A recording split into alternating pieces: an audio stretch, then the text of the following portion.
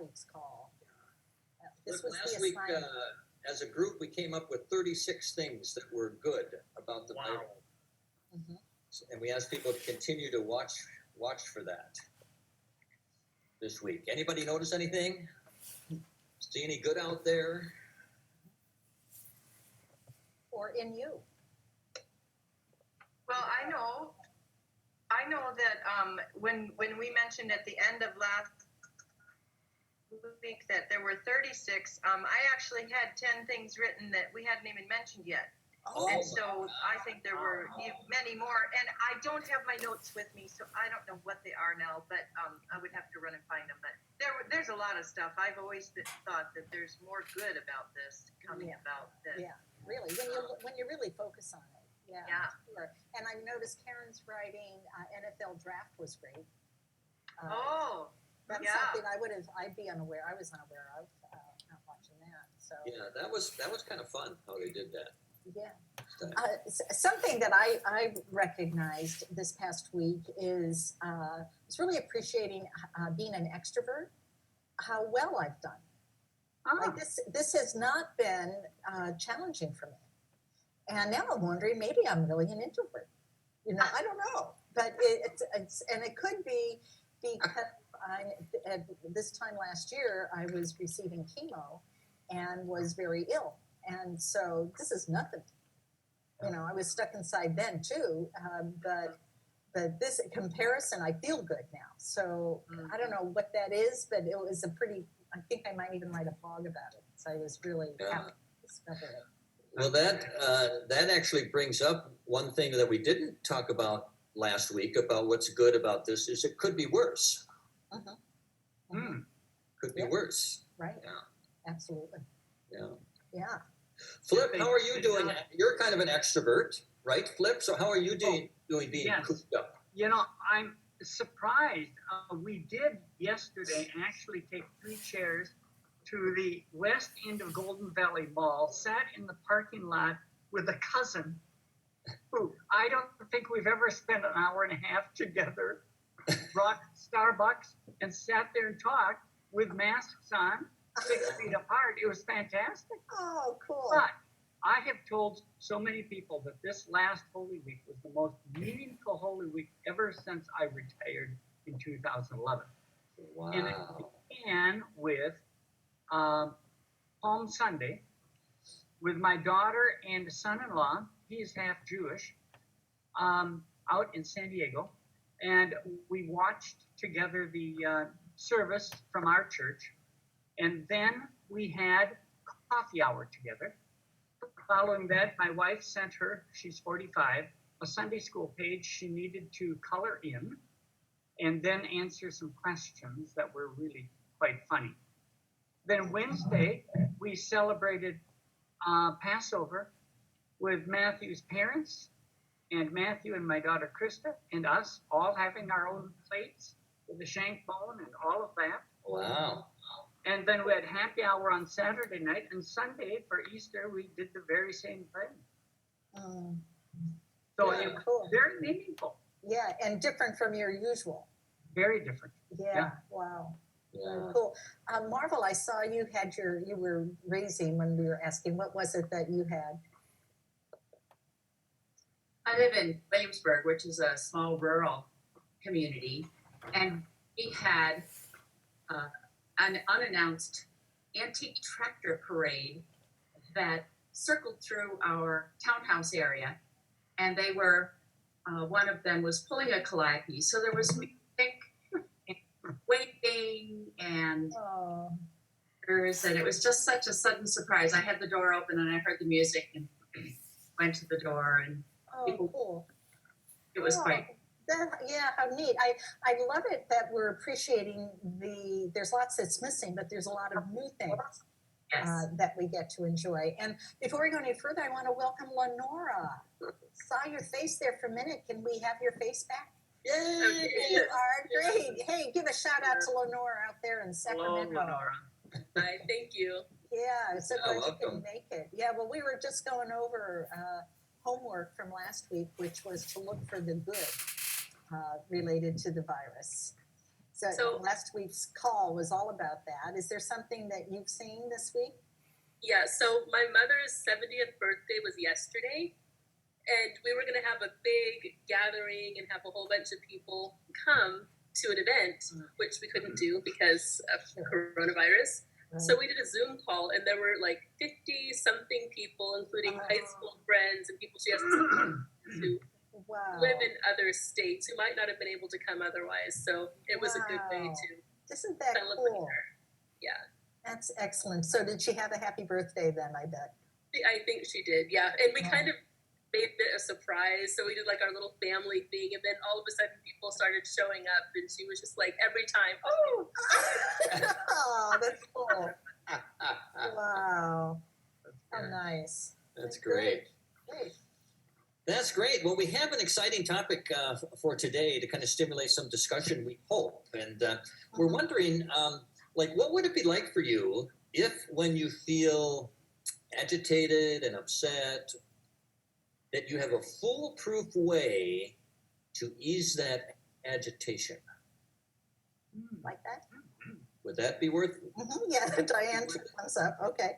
Yeah, and how would you also like to be able to diffuse an emotionally charged conversation pretty quickly and get back to peace? I'm seeing heads. Yes. Yeah. And I'm thinking also, what would it be like if you had a way, when you felt overwhelmed, you had a way to get out of it? Would that be good? That'd be nice. Yeah. Okay, well, that's what we're going to talk about today, because we share part of this information almost everywhere we go. We want to make sure that all of you had this info too, and it's about triumph geography is what we call it. It's in our book too. Those of you who have seen our book, but. Kate, why don't you introduce us to triumph geography? Yes, well, triumph geography means that in any given moment, we are in one of two lands, LANDS. We're either in the land of love or we are in the land of fear. Now, over here, if you can imagine, over here is the land of love. Now, when we're in the land of love, we feel good, naturally. You know, we're peaceful. We feel peace and we feel connected to ourselves and connected to other people in the land of love. We're compassionate in the land of love. We're patient and understanding. And all of the inherent gifts that are in each of us are present. We're aligned with our gifts and we feel good. It's really what we believe how we are created to be in the land of love.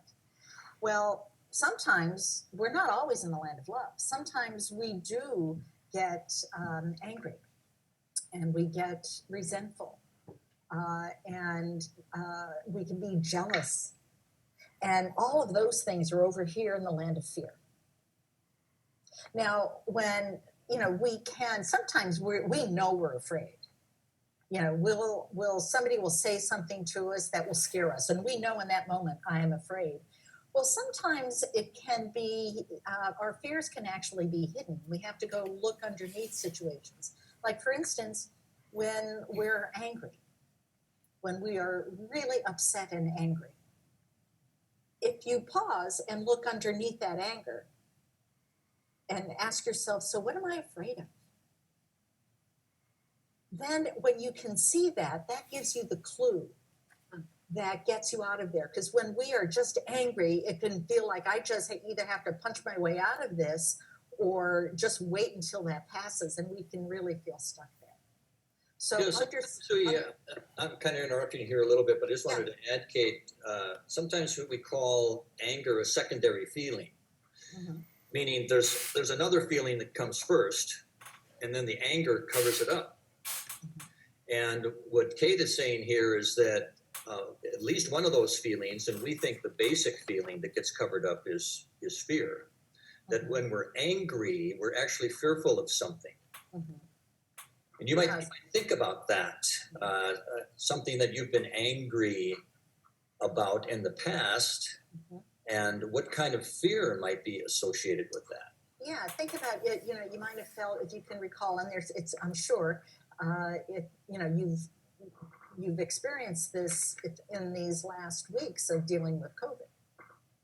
You know, when you've been agitated, you know, upset in any way. Anybody have an example that they want to share? How about I get? Would it be helpful for me to share one? You can kind of get a feel. This particular story occurred when David was here and visiting in Wellsboro. We were doing a workshop here, and one day we took my dog out for a walk down the road here, and there was a new home being built at the time, and there was a dog. Oh, hi, Carolyn. Hi. There, while we were going past with walking my dog, there was a dog running loose on this property where this guy was building this house, and he came charging at us, and I became really upset and angry at the guy, and I'm screaming at the guy, "Get your dog!" You know, and I was really upset. And he and I ended up having words going back and forth. He was also angry at me, and we were going back and forth. And afterwards, I just felt so off and so upset by it that, you know, David and I continued to talk about it. And then we looked at what was I afraid of. And when I looked at that and I could see what I was afraid of, then it got clearer. And I was able to forgive myself for my outburst. You know, of course I acted like that. I was scared. You know, that we were going to be hurt by this dog. And I was also afraid that I'm not going to be able to walk in my neighborhood anymore because this dog's going to be out and loose. You know, there were others as well. And also discovered when I, you know, thought about the guy, we never cleared that up. I never had a follow-up conversation with him, but I had imagined one and what he was afraid of in his yelling at me. So that give you a good picture of, you know, it's a typical example of being in the land of fear. Yeah, you remind me of a situation that I'm recalling from a few years ago. Those of you who grew up in a farming community might appreciate this. This was when our daughters were really small, under 10 years old, probably like 6-ish, 4, 5, 6-ish. And Grandpa was out in the field combining, and the kids were excited for him to come back in, and so they could greet him. And so we were waiting and waiting and waiting, and finally the combine is coming back to the farmyard. Yay, Grandpa is coming back! Hooray, hooray, hooray! And our daughter, who I think was about 5 at the time, ran out towards the combine because she was so excited to see Grandpa, but we knew that it's not likely that Grandpa could have seen her because it's a pretty big piece of equipment. And so I remembered just yelling at the top of my lungs. I said, "Alexandra, stop!" And that was a severe agitation, upsetness, right? And of course, the reason that I was so upset was that my fear was very high. My fear was very high that she might get hurt running out towards this big piece of farm machinery. And so we invite you to look at things like that. Like when you get upset about something, what is the fear that's underneath that anger? Can any of you think of an example that you've experienced? Maybe you don't even know what the fear is, but maybe we can help you figure out what the fear might be. If there was a time when you were agitated or confused, it's not just anger, it's when you're confused or overwhelmed or nervous about something. Hey, Diane, do you remember that story you were telling a couple weeks ago about watching the news and seeing you were concerned about the governor? That you found yourself upset? Oh, yes, when there were maybe protesters. Yes. Was I talking about that? Yeah. Yes. Yeah. Can you, do you mind relating that and look for the fear there? Because when you were telling that story, I was thinking, oh, yes, she was in the land of fear.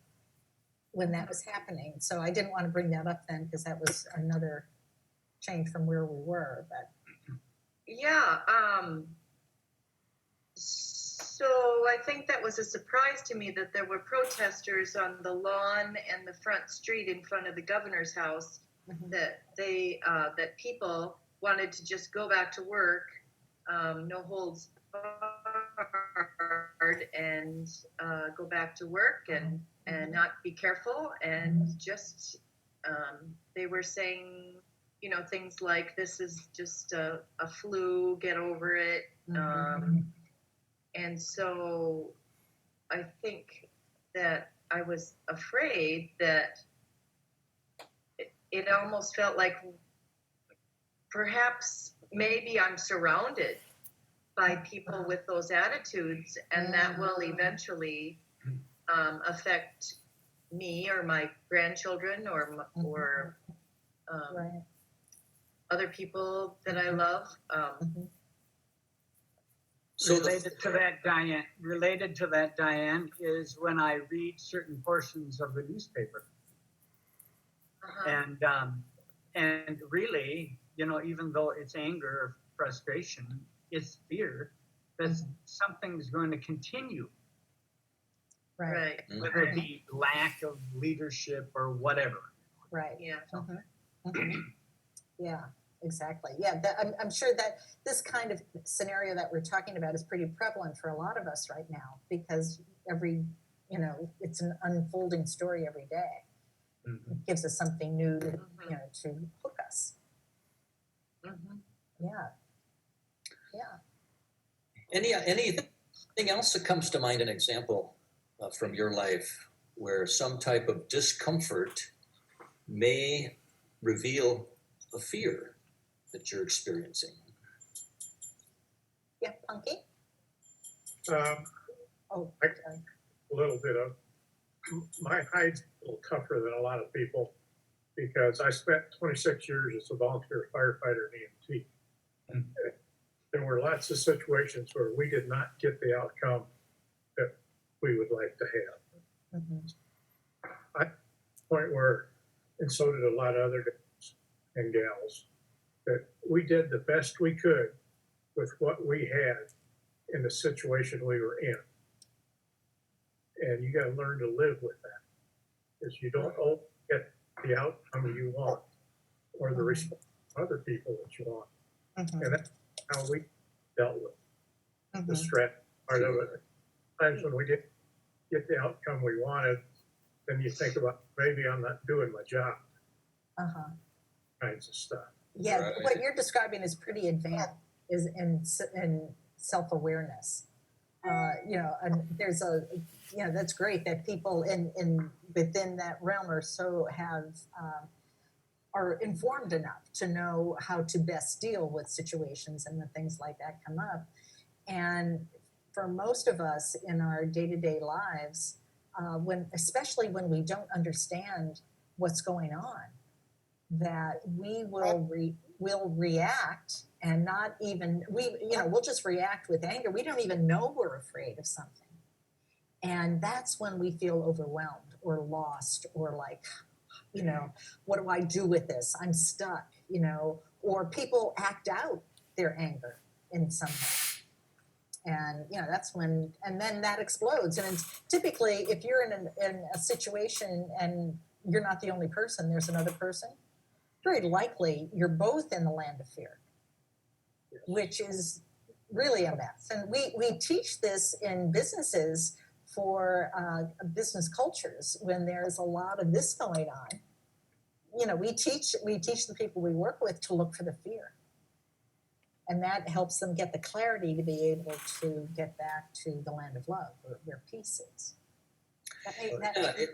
It kind of eliminates a lot of judgment, a lot of right, wrong thinking, like I'm right, you're wrong, which generally, leads to fighting, if you, for less of a better word. We fight with people because we want to be right.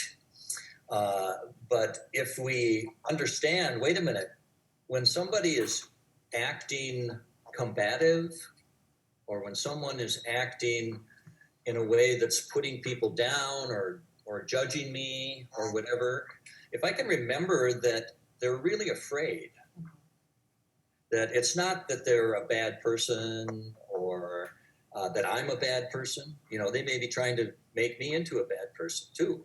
You know, but either way, none of that is true. I'm not a bad person. They're not a bad person. It's just that we've got a situation here where somebody's afraid. Yeah. When we're in the land of fear, we're not at our best. Now, we are also human. So, you know, we're recognizing we all go to the land of fear at times. The good news is that we don't have to stay there. You know, once we realize that we are in the land of love, so now what? And what we find in working, we work with teams, and the more they practice this, the better they get at it, and the quicker they can resolve the issues with another person. It's also great in marriages, when that is the case.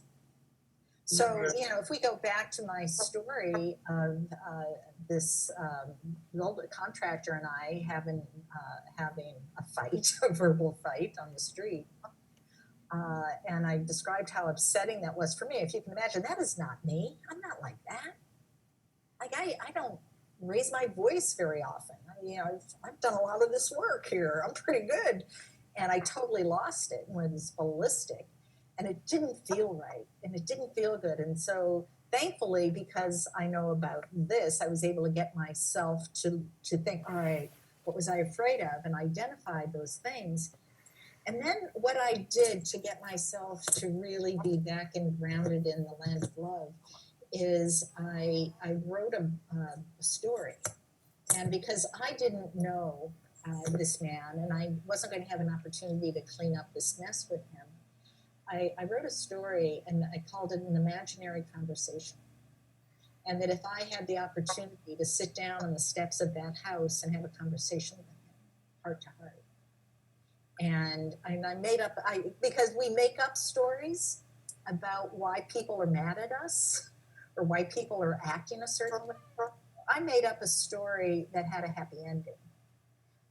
And it gave me, the story I made up was that maybe he just had a really, really bad day. Maybe his wife just left him and took the kids. Maybe he is not getting paid by the people that he's building this house for, and he has a lot of financial problems. Whatever, I don't know, but we can, humans will tend to make up stories that will scare us even more. So in this case, I made up a story that helped me to see him as vulnerable and to forgive him for his yelling at me. And I forgave myself because I understood my own fears. That I was just afraid for my neighborhood, afraid that I was going to be hurt by his dog. Is this, are we painting a picture that you can follow? Is this making sense? Well, part of what I'm loving about what you're saying, Kate, is you're describing not only your own fears, but you are also describing at least possible fears that he had. Yeah, I knew he had to be afraid of something. Yeah, because he wouldn't have been yelling either if he had not been afraid. Exactly. Right. So you can identify what's going on by letting yourself know what you're afraid of when you're not acting the way you want to. Mm-hmm. And you can also understand another person, what they might be afraid of. If you let yourself go there, if you let yourself think about that, you can imagine what they might be afraid of that is causing their nasty behavior. Right. Forever. And that is a particularly effective tool when you are in the moment having a face-off with somebody, an argument of some sort. Or if you're surprised by somebody just verbally attacking you for some reason. And this takes some self-awareness, and it takes quite a bit of practice to notice in the moment when rather than automatically react when somebody's in your face, I've trained myself now when I see that is to pause and get curious about, I wonder what they're afraid of. Because, oh boy, that's not, I'm sure that's not who they are. I wonder what they're afraid of. And just automatically seeing someone else as vulnerable and kind of softens my heart. I mean, that's what helps me get back to the land of love. You know, when I can have compassion for myself and even have compassion for that other person. I have a friend who says every upset is a setup to choose love. Oh, I love that. It's a setup to choose. Choose love. Yes. Yeah, beautiful. Now, And Flip, it's you- Go ahead, Phil. much easier to forgive someone and much faster to forgive them if you realize they're filled with fear of something Right. and they're human. Exactly. So Yeah. let go of it. Yes. I love what you're saying, Flip, and it's also true about forgiving ourselves. Yeah. You know, I think we probably have all said things that we wish we hadn't. You know, somewhere along the line. Probably more than once. And so, you know, we can beat ourselves up for that, or we can, by understanding this, get it like, oh, yeah, I know, I was just afraid. I didn't mean it. I didn't want to be hurtful. But I was just trying to survive here. Yeah, I want to go back to Gary's example because I thought it was such a good one because he was talking about, you know, you do your best to try and do your job, to save somebody, save a property, you know, whatever, in this case, fighting a fire. And you can get very depressed about that. At least the potential is to be very depressed about that. I failed again. And where Gary was pointing us is to move, instead of the place where we're afraid we failed, to move over to the place in the land of love where we're understanding of ourselves. And that's where I think you were pointing us, Gary, is that you were actually loving yourself. You would move to the land of love to love yourself and affirm yourself. We did the best we could. We did the best we could. That's a very loving thing. Yeah. That happens in the land of love. Yeah. Yeah, I'm so impressed by your story, Gary, because it's so advanced. You know, I don't know if that was part of your training that they, in preparing you to do the work, was it part of your training? In the 90s, we came to terms with that because critical incident stress debriefing came to a lot of emergency services people because our burnout rate was fabulous. Oh. And we could not retain people. And some people discovered that we essentially had what most people know as PTSD. Right. The reason is we internalized it all. We didn't talk about it. It was from back in the old days about just suck it up and keep going.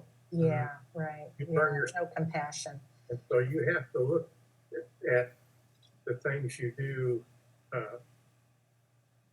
as, we did the best we could, and that's what's possible. Yeah. One of the other I preached at my grandchildren about, it came from the sports world, but when you lose, don't lose the lesson. And when things go wrong or you think you've lost, somewhere there's a lesson there. Look at it, figure out what it is, and then move on. Right. Don't stand there Love it. and beat yourself to pieces. Take the lesson, move on, do better next time. Yeah. Yeah, love that. So I want to ask: can people see in the examples that Gary is giving here how he's moving from the land of fear to the land of love? When we're in the land of fear, we may think that we failed. There's something bad about us, that we failed or we lost, and so there's something bad about losing. When we move from that land of fear to the land of love, now we can first love ourselves, support ourselves, change how we think, and go, oh, wait a minute, there's something to learn here. There's a lesson in this loss, is what you're saying, Gary, right? So he's moved from the land of fear to the land of love in order to cope. And that's what we're encouraging us all to do, really, is when you find yourself in the land of fear, how can I move from the land of fear to the land of love where it feels better and I have a different perspective on what's been happening. Yeah. So notice when we get trapped in, we're in the land of fear. Let's say we're angry, and we can be absolutely justified. Like, sure, I have a right to be angry. I've been wronged here, or whatever, and just be holding on to that, and really can make ourselves sick about it. And when we start practicing looking at the land of love and fear, then we get to choose. Do I have to stay here? Must I continue to rant about this? Or can I move to the land of love, where I can forgive myself, or I can forgive someone else, or look for their fear, find some compassion, so that I can be back in the land of love again over here. I think one of the challenges is some people do not think they have the choice. Right. And they have been raised and are so used to living in fear, they would not know Right. how to live any other way.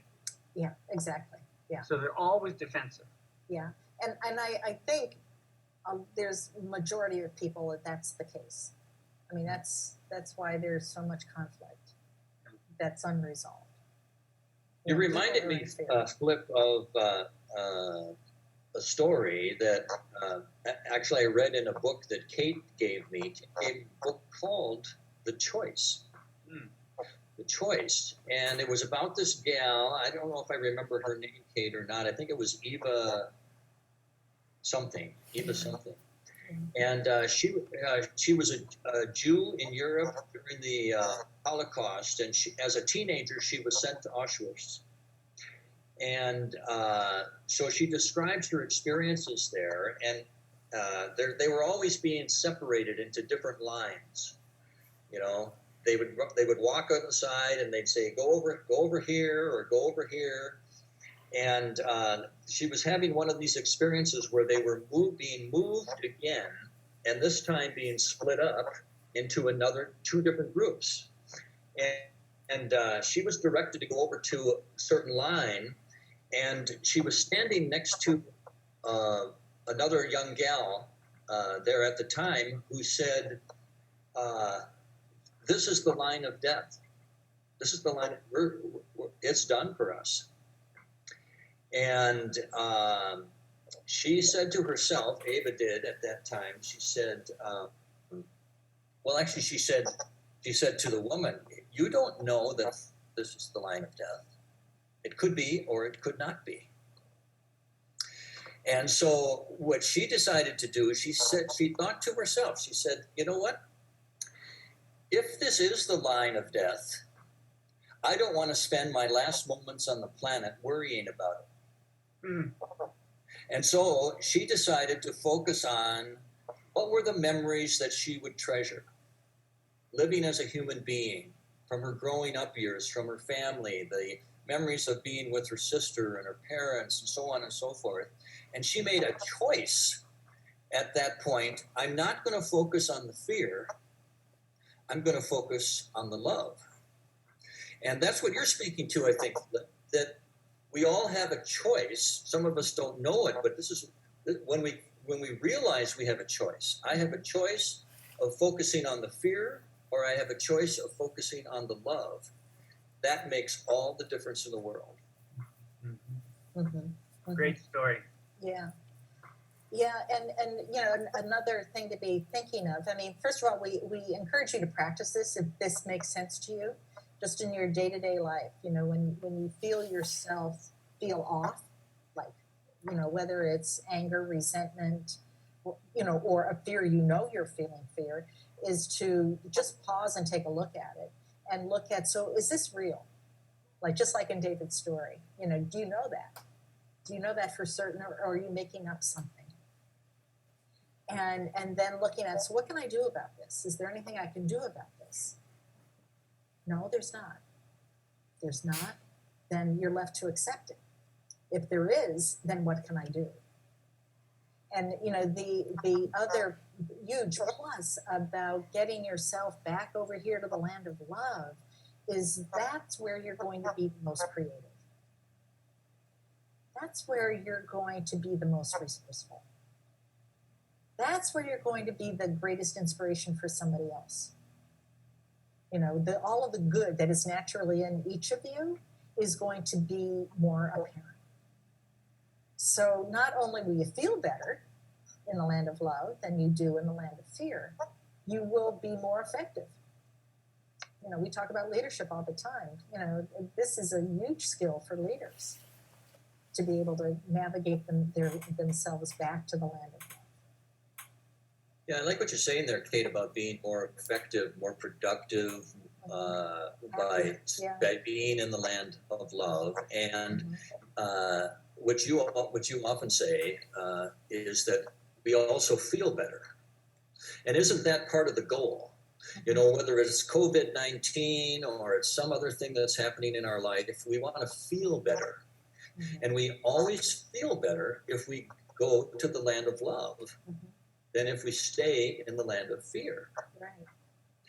So I'm wondering, how can we stay in the land of love during this COVID crisis? What might be some ways that we can do that? We'll probably feel better and we'll be more effective in helping others too.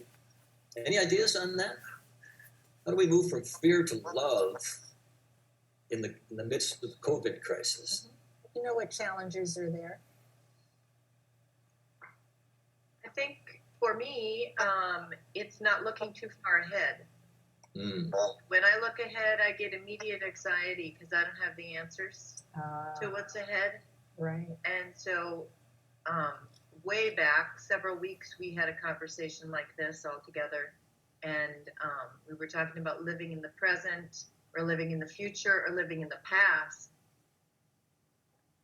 And I didn't mention this at that time, but I realized that day I live most of my life either in the future or the past. Good awareness.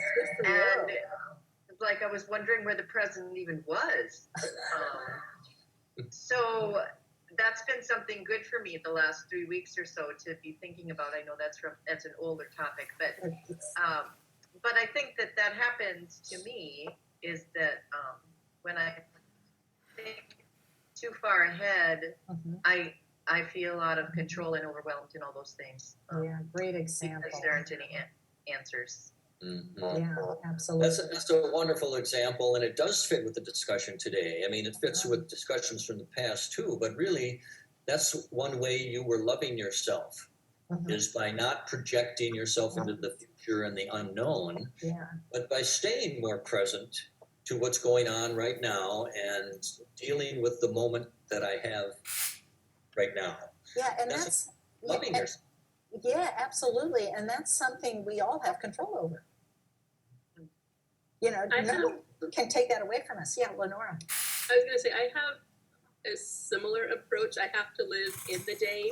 But for the first week or two, I felt like I was just, like the time was passing and nothing was happening. And so for me, I need to feel like I've accomplished something.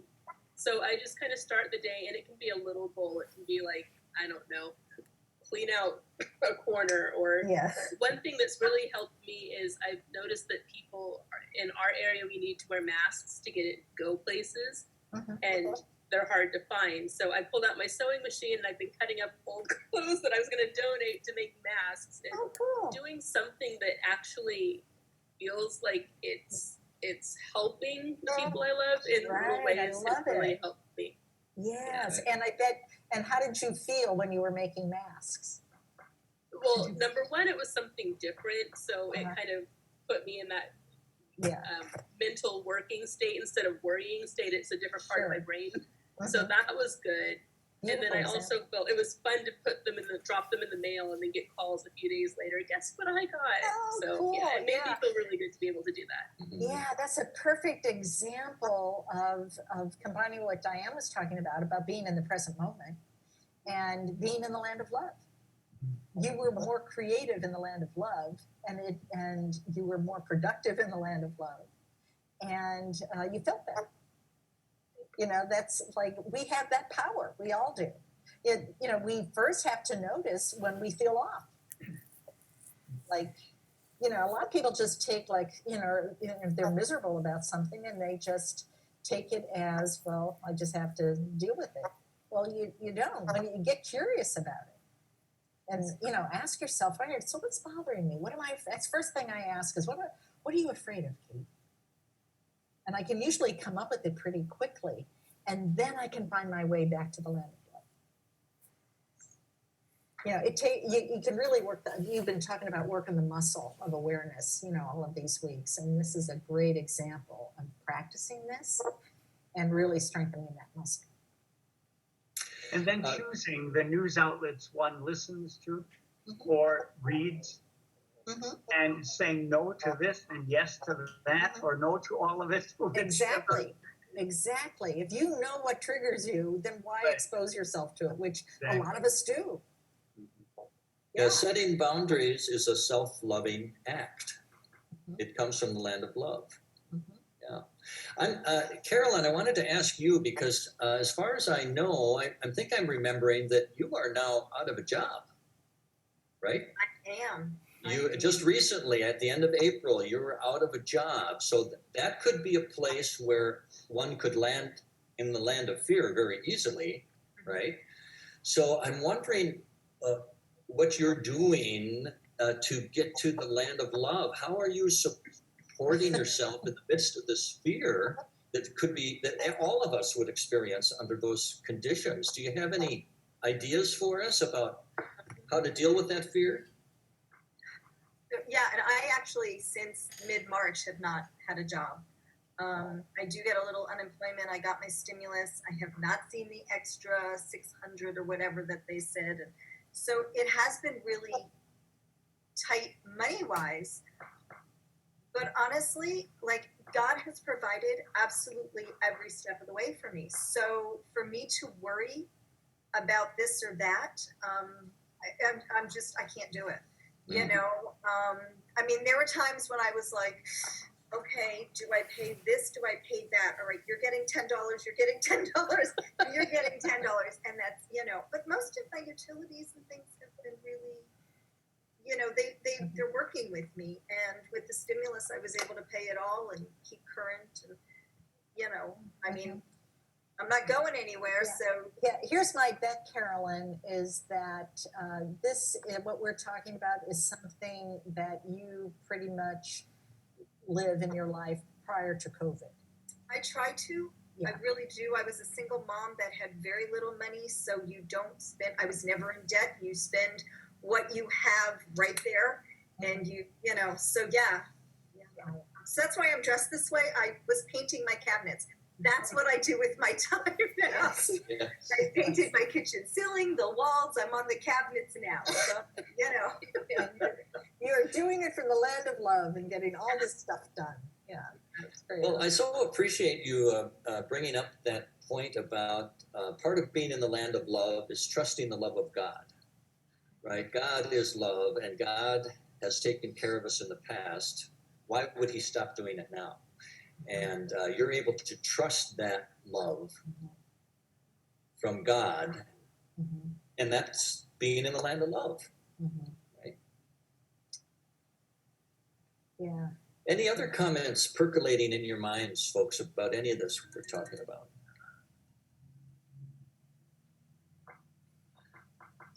I know that Karen made a statement a little while back in the chat room. She said, what did she say? Something about, remember, everybody's going through something. How did you say it? Everyone's fighting a battle we know nothing about, so be kind. Yeah. What a wonderful way to put that. Yeah, that was Carolyn. Yeah. Oh, that was Carolyn. Excuse me. Okay. Yeah. Okay, I don't need the credit. I'm good with that. Okay. I'll just hide here. I'm good. Yeah. So how is this feeling? I mean, does this make sense? Is this helpful at all to just think about this simple concept of land of fear, land of love? When I'm upset about something, I'm in the land of fear. If I want to feel better, I move to the land of love. which means I may love myself more, do something self-loving. I may love others, like making masks, like Lenora was talking about, or I may accept God's love for me. But being in the land of love is a much better feeling place than being in the land of fear. Mm-hmm. Mm-hmm. Yeah, Karen noted here in the chat, it helps to point the focus in a good way. Mm-hmm. Yeah, clearly. Yeah, that's so true. I have a question about that. Not about pointing the love in a good way. I get it. Thank you. But Okay. so one of the triggers for me, I have a relative who is self-employed and hasn't been able to work. So they're struggling very much with that. There are some new programs out there, but they applied for it before the programs are up and running. Anyway, the long story short is he spends his time like watching the news and feeling helpless. There are things that can be done, and I keep saying, it's new. It's a new program. Check it out. Here's where to go. Here's where to get info. And it's always like, well, they should do this. They should do that. And I understand it's from a place of fear. I understand it's from a place of uncertainty. And like, I don't know how to let go of that because I know I can't make anybody do something. This is a great example, Lenora. Thank you. So my question for you would be, when you're in these conversations with your relative, how does that feel for you? Oh, it's so frustrating because I know that he could be doing something. He could be doing something that will move him forward versus. Right. Yes. And so, are you aware of your fears? Well, yeah. I mean, my concern is there are a lot of things. Health-wise, it's not really healthy to be like just living in that space of lack of control. If they don't do something, they're going to have financial issues. Like, there's a lot going on there. So yeah, I'm worried for them. Yeah, you're really worried, and you care about them, and they are not following through in ways that you can clearly see would likely help them. Right, and I can't fix it. Yeah. So what is if we get you over here into the land of love, what are some shifts that you can make in your own perspective about this that would bring you peace? Is there something about acceptance? Carolyn's dog. Yeah. There is no wrong to Carolyn's dog. No. Yeah. Yeah. What do you think about that? Yeah, there is. I'm just not sure how to get there. Yeah. Okay. How about, can we help Lenora out here? Marvel, do you have an idea for her? Oh, you just muted yourself, Punky. There you go. Oh, there you go. I have a family member that I'm also stepping back from so that she can assume full responsibility for her success or failure. And because she's so close to me in my heart, I am making a list of all the things that I have said and done to help her. And so the evidence is overwhelming that I have done as much. Everything you could. Yes. And if I were to think of the situations in nature, such as a chick working itself out of an egg or a moth out of its cocoon, those are all situations where that animal or that person has to either succeed or fail on their own and deal with those. And so if I can look at the vast amount of things that I've done to help, it helps me to focus less on the pain that I feel when I see her struggle and not doing what I think is good. Yeah. Because clearly whatever it is, all of the good ideas that you've shared, all of the good that you've done, and same thing for Lenora, is not working. So what's missing is in that person, that they are not, for whatever reason, are incapable at this point in time to take it in. And I would bet it's because their fear is so great that they dug a hole that they cannot see the light of day from it. It's hard to help somebody that does not help themselves. Right. You could give them It's impossible. everything, but if they don't use the tools given to them, then you're just beating your head on a post over and over again. Yeah. You know, it's hard to take that step back though, because you want to help them, but you also it's a hard spot. It really is. It is. It's very challenging, particularly, and the more we care about someone, the harder it is. You know, if it's just an acquaintance, or you know, we can see them, you know, digging a hole. That's different than when it's somebody really close to us. Yeah. Any insights here, Lenora? I like the idea of a list because I don't know. I like making lists, but it's also a chance to just be like, okay, you know, I can't think of anything else that I could do. It's on them, and I'll just let it go, pray for them, and hope. Yeah.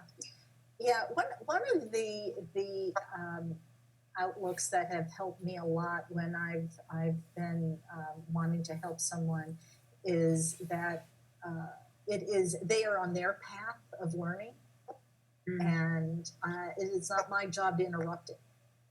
You know, so I'm here to support you. I love you. You know, how can I help? What do you need? And then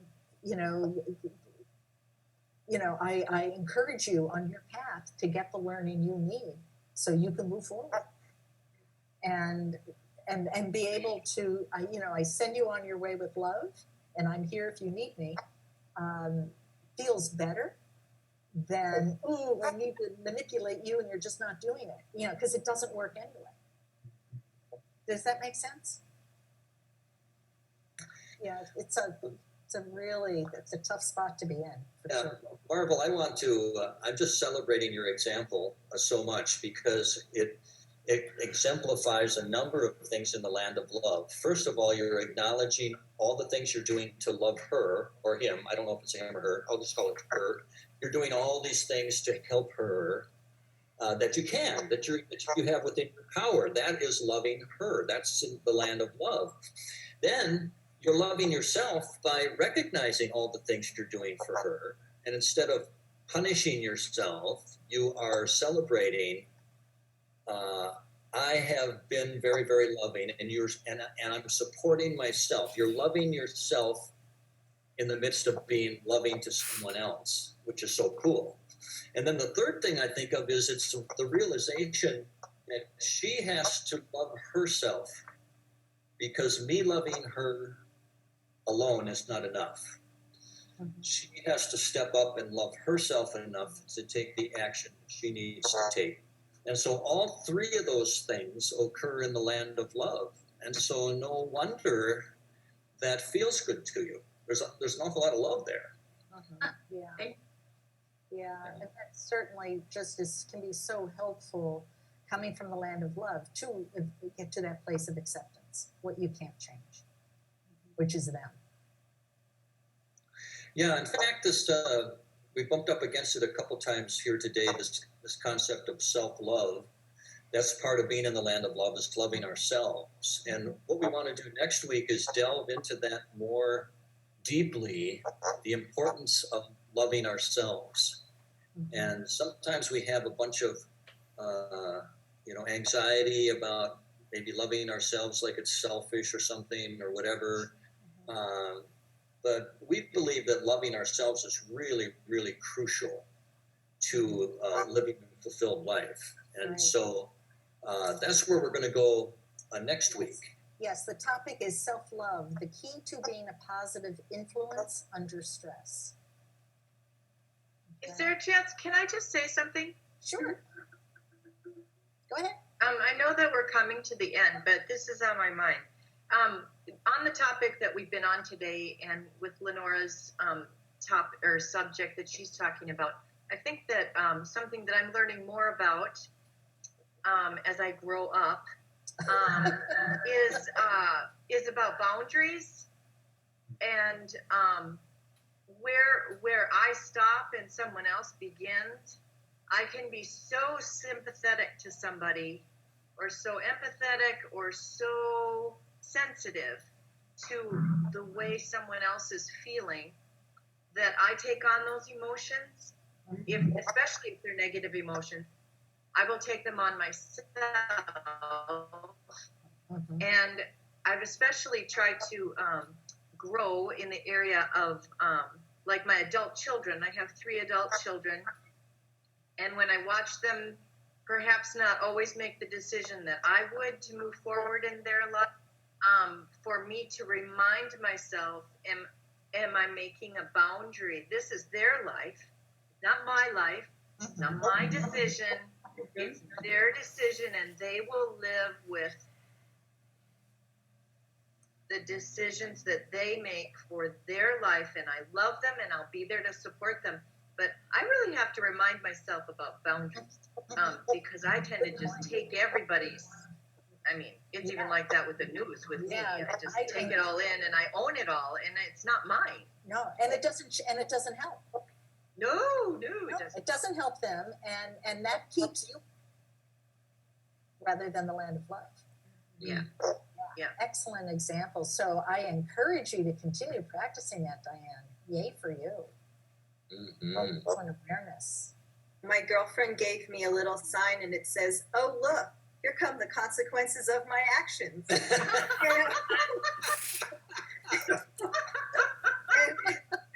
it just kind of makes me stop and think, Right. And that's how we learn, right? sometimes. Yeah. The good news in that is that sometimes the consequences are positive. When we Correct. take positive actions, we get positive consequences. It works both ways, Right. negative or positive, right? Yes. Yeah. Right. And either way, if we learn from it, it's a positive. Like, boy, I totally blew that, but now I know what I did.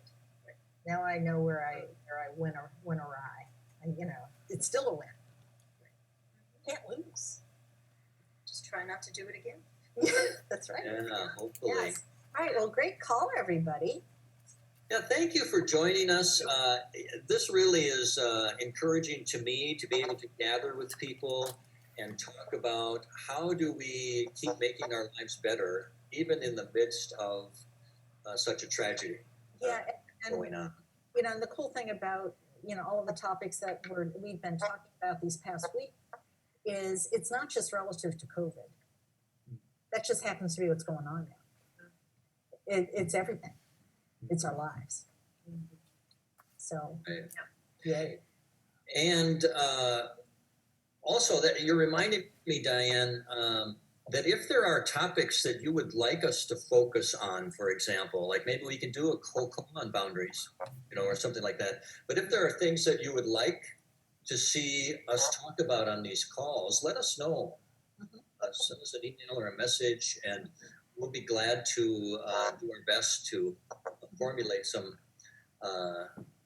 sessions around that, so that we can all learn from each other about those areas. So Yeah, good. So we encourage you this week to be practicing anything you've learned with us already, and to add to it, to notice when you were in the land of love or the land of fear, and notice when others are.